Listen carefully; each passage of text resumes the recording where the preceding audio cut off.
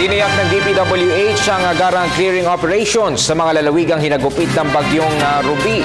Sa Central Luzon, hindi man direktang naglandfall at nanalasa ang bagyo, walang patid ang monitoring ng DPWH. Narito ang report ni Julius Disamburun.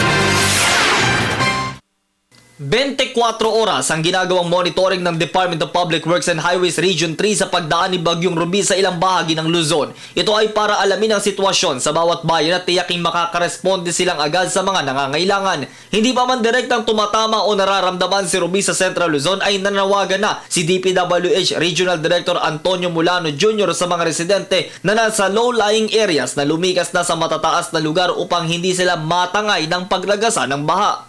Let us stay safe doon sa ating kanya-kanyang bahay kung ito man ay nasa mataas-taas na lugar. Pero yung nasa low-lying areas, also stay safe doon sa mga higher grounds. Naranasan natin yung mga mabibigat na pagbaha, devastation ng mga bagyo.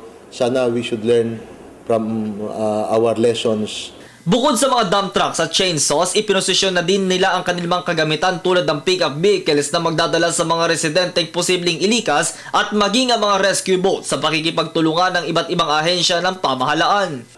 Ang Office of the Civil Defense, sila lagi ang nagmumonitor nagbabato sa amin ng information na ganito at nagtatawag din ng meetings kung sakaling merong mga emergencies. At sila rin sila ang nagko-conduct ng mga emergency training para doon sa mga rescue workers.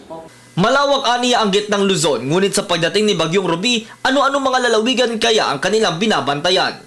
Dito sa mga nakaside, dito sa may Zambales, may Bataan, sa may Bulacan, just in case na magkaroon ng typhoon surge, ganyan, yun yung mga low-lying areas doon. Kasi kung sakaling uulan dito sa may Central Luzon, ang baba din nun, via Pampanga River, via Pasig Potrero, Gugu, ganyan.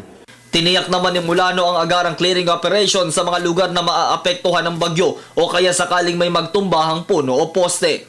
Dito, actually, merong standing order ang department namin, si Secretary Singson, at saka si Undersecretary Momo. Yung mga katabing regions, handa sila na para tumulong doon sa region na apektado. Hindi lang kami, plus yung adjoining regions, plus yung on standby mode din yung mga equipment ng mga contractor namin.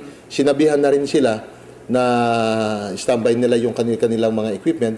Para sa Telebisyon ng Bayan, ako si Julius Disamboron.